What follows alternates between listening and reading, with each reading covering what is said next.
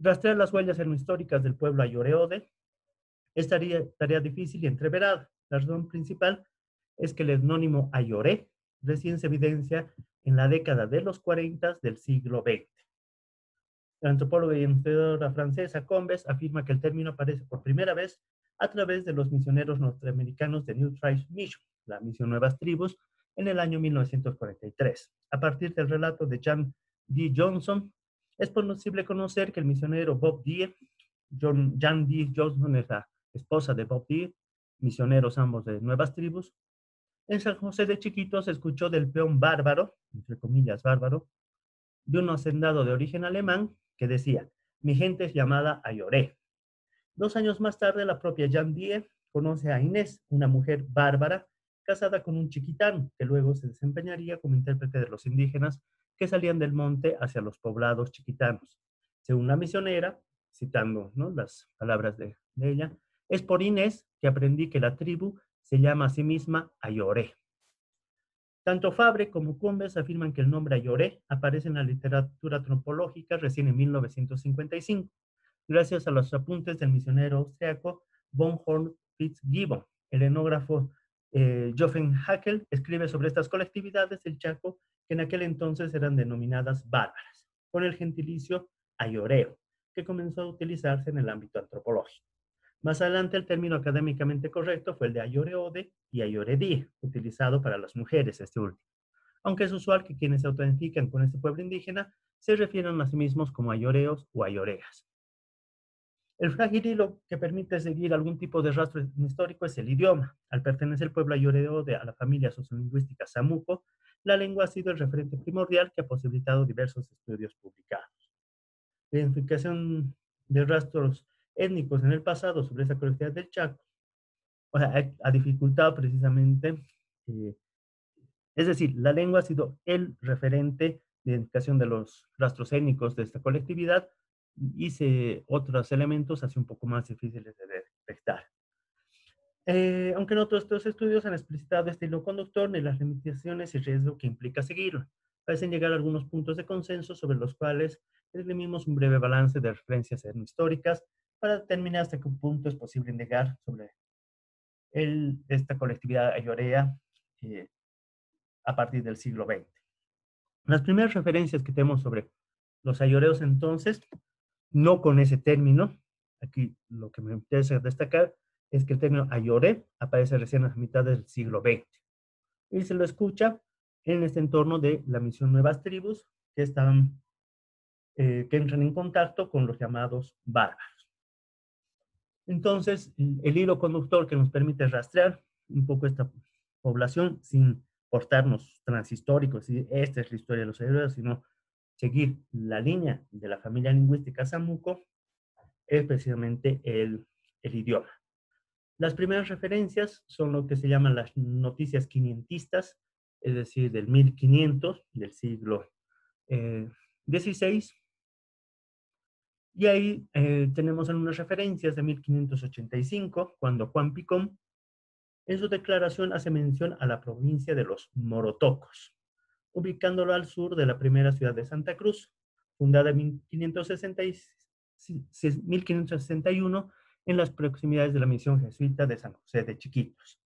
Quienes conozcan por ahí la Chiquitanía, en esto por San José de Chiquitos, muy cerca de esta misión tenemos a Santa Cruz la Vieja. De hecho, se hace ahí una visita, es un sitio arqueológico, digamos, ¿no? Entonces, en esta mm, misión, muy cerca de ahí, se tiene la referencia de estos morotocos, que por estas fuentes asumimos que eran población de habla samuco. Eh, Según este testimonio, el de Juan Picón, los morotocos serían gente de guerra y habían cortado por más de 15 años el camino por el que transitaban conquistadores españoles provenientes desde el Paraguay. Entonces había digamos, una ruta entre eh, estas misiones, entre Santa Cruz la Vieja y el Paraguay, donde precisamente habrían estado entonces estos morotocos. El argumento principal es que precisamente el primer encuentro de los jesuitas con poblaciones samuco hablantes en el siglo XVIII fue con el pueblo morotoco, cuya ubicación era similar a la registrada 2 siglos antes, en el siglo XVI, evidente en la encomienda de 1561. Entonces, pareciera ser que en torno a San José Chiquito había un asentamiento de población morotoco que ya para la fundación de Santa Cruz la Vieja, se registra, hay un registro de esta población y que sigue apareciendo en el siglo XVIII. Otros estudios, como el de Solesi y Velasco, priorizan las designaciones realizadas por los primeros conquistadores que ingresaron a la región. Por ejemplo, la mención de Juan de Ayolas en 1537, quien hace referencia a los tamacosis, o las cartas de Domingo Martínez de Irala, entre 1541 y 1555. Estos nombres nos deberían ser un poco conocidos por exposiciones anteriores, en las que se hace referencia a las tamacocas o tamacosas. El problema con designaciones tales como tamacosi o chomoco es que se trata de derivados de la palabra chiquitana y ochané para perro, siendo el término tamacosh, perro, una etiqueta utilizada por chanés o chiquitos para referirse a diferentes grupos, probablemente no solo samuco-hablantes, con los que manifiestan relaciones de dependencia periférica.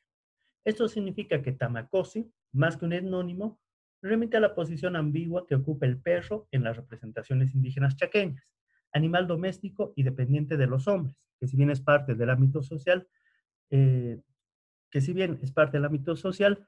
su posición es marginal. Entonces sería una forma de referirse a colectividades dependientes con la que se fueron marcando relaciones asimétricas entre colectividades agricultoras y colectividades cazadoras recolectoras. Entonces tenemos un primer etnónimo, o probablemente un etnónimo, que hace referencia a los morotocos. Morotocos, gente de guerra, llamados bárbaros, probablemente por referencias posteriores de lengua samuco. Y tenemos otra referencia a los tamacosis, o tamacocas, tamacosas, que vendría de esta palabra tamacosh, que significa perro. Entonces eran llamados perros. Hay el cuidado que hay que tener, es decir, cómo se estaba utilizando el, esta palabra perro. ¿Era un insulto, era despectivo, o simplemente estaba dando a entender que eran poblaciones altamente dependientes de estas otras colectividades, probablemente chanés y chiquitanos? Entonces, poblaciones que dependían bastante de estas otras eran llamados tamacoses. Probablemente entonces algunos de estos eran samuco-hablantes, otros no. Entonces tenemos los morotocos, tenemos los tamacoses. En todo caso, las noticias quinientistas constituyen referencias más tempranas de contacto entre colegas hablantes y los conquistadores españoles. Es por esta razón que Solés y Combes enfatizan la siguiente referencia del antropólogo Fisherman, y es una cita de Fisherman. Así pues, cuentan todavía hoy los Ayoreode que sus antepasados tuvieron contacto con hombres cuyo vestido era pesado y grueso y cubría hasta la misma cabeza. Ni siquiera las lanzas podrían atravesar esos vestidos. Es Combes quien argumenta un poco más al respecto de estos vestidos. Retomando los aportes de la antropóloga eslava Branislava Sushnik, menciona que los chamacocos también tenían corazas o camisas invencibles, hechas de caraguatá, que al ser mojadas en agua servían para proteger sus cuerpos de flechas enemigas. Además menciona un mito ayoreode que hace referencia un poco a la ropa que utilizaban contra los cognones. Cognones sería el denominativo para hablar de los caras, carayanas, etc. Entonces, aquí hay unas referencias interesantes a partir del vestuario, más bien que generaba cierta diferencia con los conquistadores. Y este vestuario podría ser un vestuario hecho de caraguatá o garabata, que es una fibra vegetal que, como ahí les mencionaba, cuando se humedecía, se mojaba, se volvía muy dura y podía ser como una armadura. No entro mucho en este detalle, pero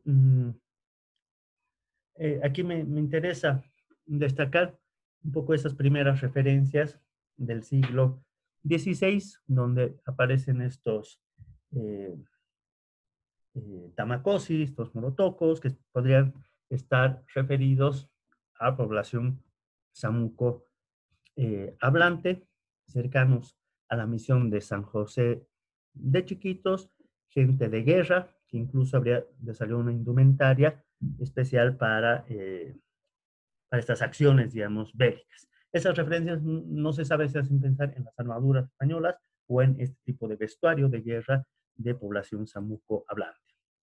Más adelante y en las misiones jesuitas, siglo XVIII, eh, tenemos algunas referencias, ¿no? Primeramente, en el año 1568, 30 años después de la llegada de los dominicos, mercedarios, franciscanos y agustinos, los jesuitas llegaron a Lima. Poco tiempo después, en 1580, establecen una residencia en Santa Cruz de la Sierra. Motivados por el mito del Paititi, los misioneros jesuitas acompañaron las expediciones de los españoles en 1585, 1617 y 1620. A pesar de estas incursiones, el periodo jesuita en Chiquitos se inicia recién a partir de 1691, con la fundación de la misión San Francisco Javier, posteriormente San Rafael y San José.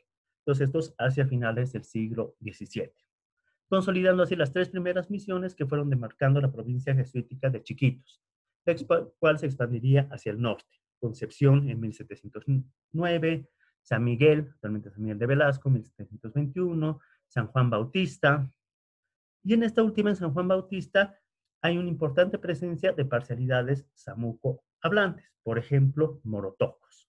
Entonces, en los registros que hay de estas misiones, en San Juan Bautista aparecen estos morotocos. Poco tiempo después, la expansión jesuita hacia el Chaco se producirá con la fundación de la misión San Ignacio de Samucos en 1624, cuya ubicación exacta se desconoce. Esta misión apenas duró 21 años, siendo abandonada en 1745 debido a los conflictos entre las parcialidades que las poblaban y de las hostilidades de algunas de ellas con los jesuitas. Aquí entonces es interesante que hay una misión que sería esta misión de San Ignacio de Samucos. Entonces, misión que nos hace pensar que también estas poblaciones samuco hablantes habrían sido reducidas en este tipo de misiones. Hay algunos autores como Fisherman que ellos mencionan que más bien una característica de estas poblaciones samucos es que no habrían sido nunca reducidas, no habrían sido parte de las misiones jesuíticas. Pero precisamente la evidencia de este San Ignacio de Samucos, que tuvo poco tiempo de acción, nos está diciendo que también esta población samuco habría estado relacionada las, eh, con las misiones. El estudio de Combes afirma que el primer contacto de los citas con población samuco hablante fue con la parcialidad de los morotocos en 1711. Al parecer, este encuentro se produjo de forma fortuita y gracias a la proximidad de esta colectividad a la misión de San José de Chiquitos, confirmando las menciones sobre esta parcialidad en el siglo XVI. La referencia a los morotocos en el siglo XVIII, extraída de la relación historial de los indios del Paraguay del padre Fernández, da a conocer que se trataría de, citando a este cura, ¿no?, gente de grande estatura y buenas fuerzas. Usan flechas y lanzas que hacen de una madera durísima y las manejan con gran destreza. Nuevamente el elemento guerrero, flechas, lanza, ¿no? De acuerdo a la publicación Saberes y Conocimientos del Pueblo Ayoreo, este periodo misional se caracteriza por la confusión entre varios etnónimos que podrían estar asociados a los antiguos ayoreos, por ejemplo, moros, guarañocas, samucos, corinos o morotocos.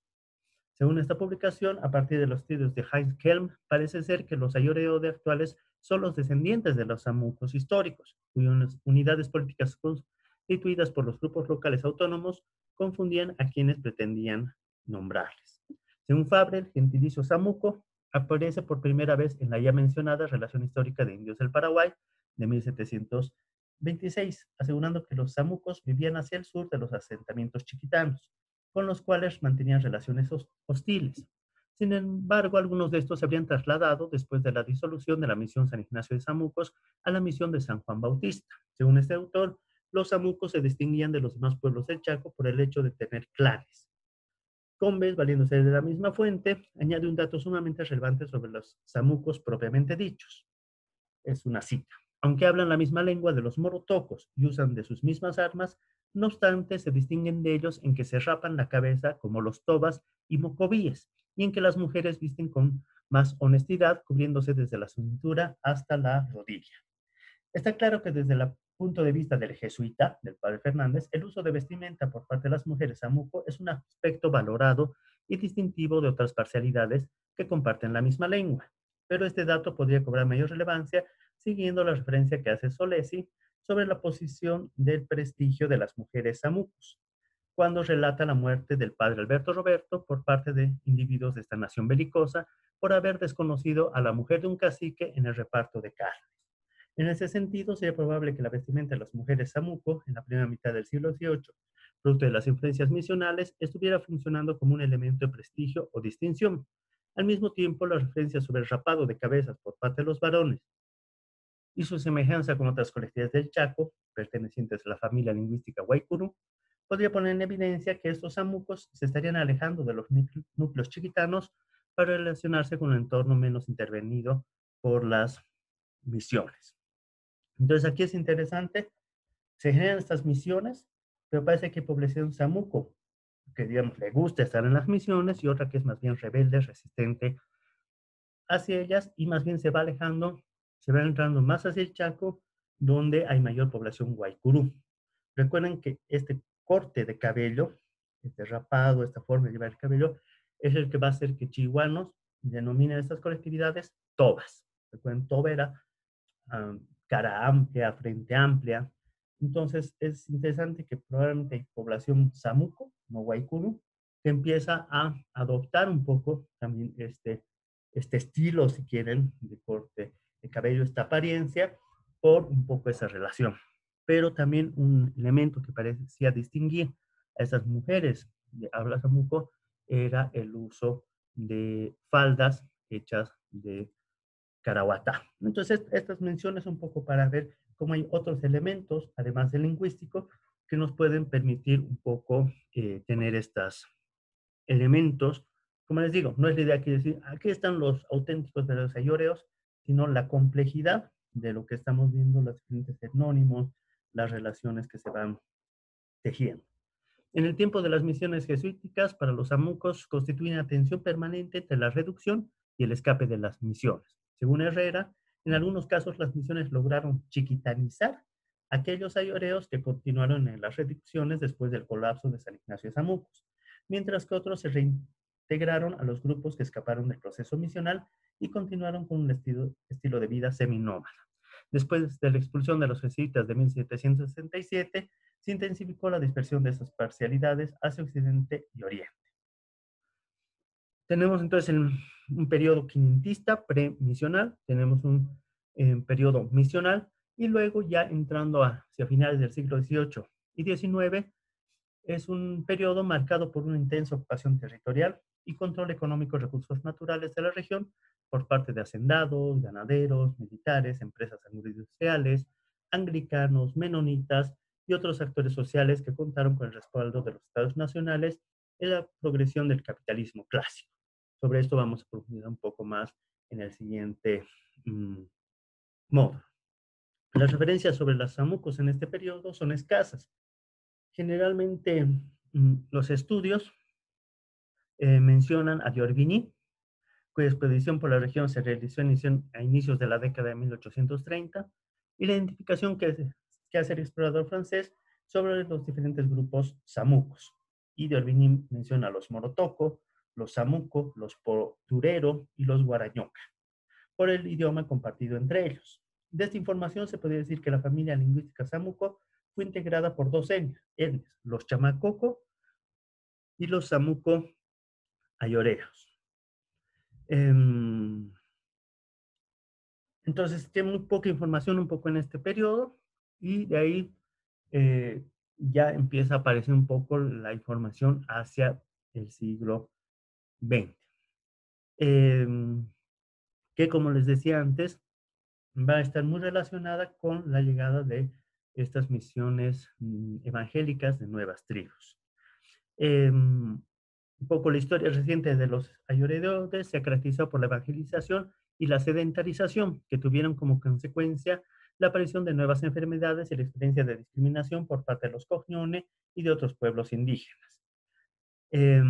Solesi afirma que otro aspecto del proceso de occidentalización fueron los obsequios de los blancos, obsequios que consistían en prendas de vestir. La idea del salvaje al que hay que vestir, pero también para los ayoreos, la idea de enfermedad que portan los vestidos de los blancos. Se asociaba mucho la vestimenta cognione con las enfermedades que traía.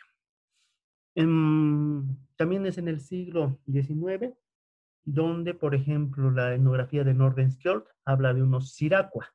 Siracua vendría de un término chiriguano, igual que tiene que ver con la tsira, que es como una estaca que utilizaban estas poblaciones amucos como para cavar con unas cuevitas en la tierra. Unas referencias anteriores que me había olvidado mencionar es la de los empelotos. Recuerden que habíamos hablado de los yanaigua, que hacía referencia a otro término chiriguano, perdón, a los itirumbay, que hacía referencia a aquellos que no portaban camisa, que andaban desnudos. Y estos fueron llamados por los españoles como empelotos. Entonces tenemos ahí referencias a los empelotos, en Nordesquiol, principios del siglo XX, los siracua, y es recién hacia los años 40 que aparece el etnónimo Ayoré.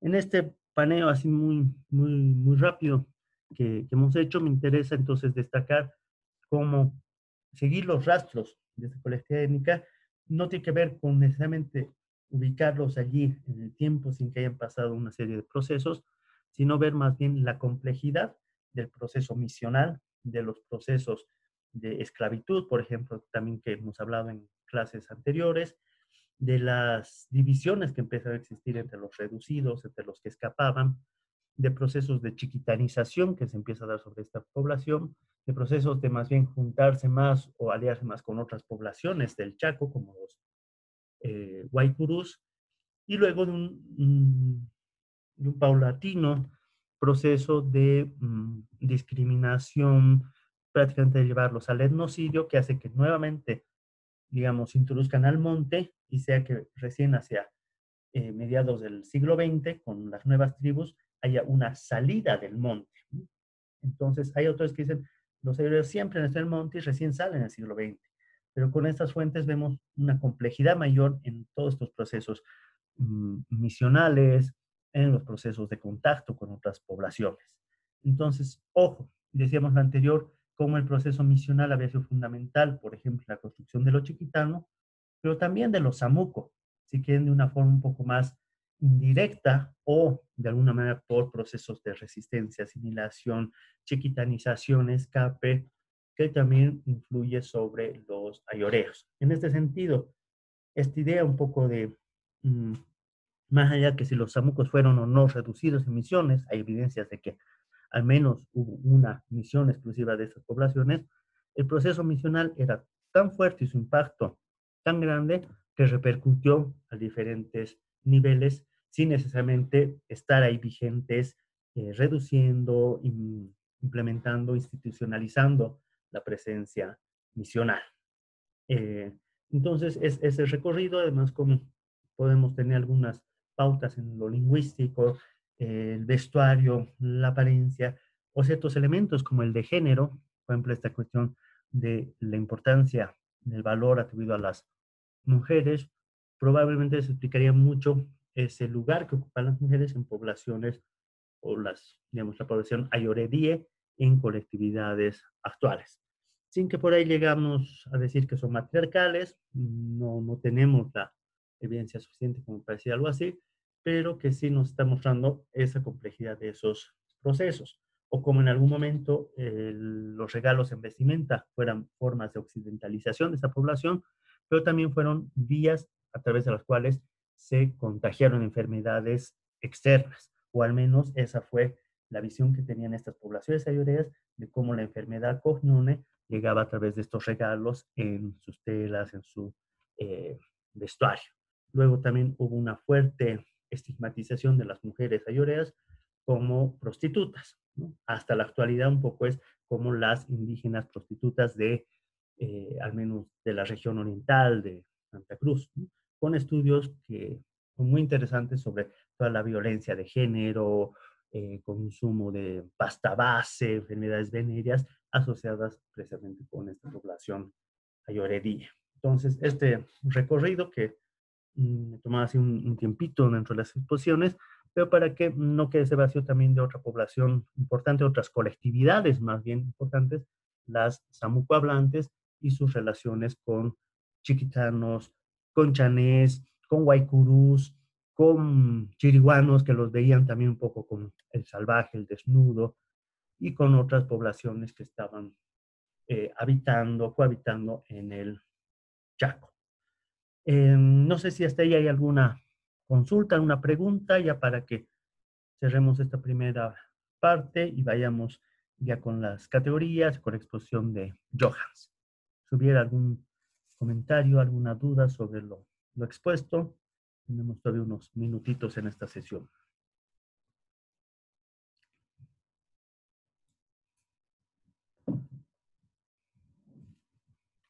¿Alguien por ahí?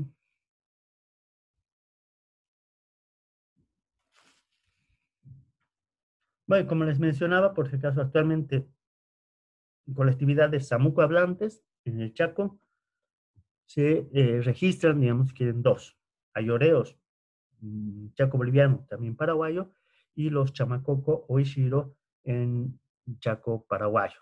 Que esto justamente después de las misiones se habría producido un poco esta dispersión, unos más hacia oriente, hacia el Paraguay, otros más hacia occidente, hacia la Chiquitanía, digamos, estas regiones de Santa Cruz. Entonces, eh, de ahí, digamos, un poco esa hermandad lingüística entre shiros y ayoreos, sin que necesariamente sean dos colectividades totalmente distintas, pero tampoco pensando más bien que había una diversidad mucho más grande de colectividades samuco-hablantes que de alguna manera han quedado reducidas o limitadas a lo que actualmente serían ayoreos y shiros.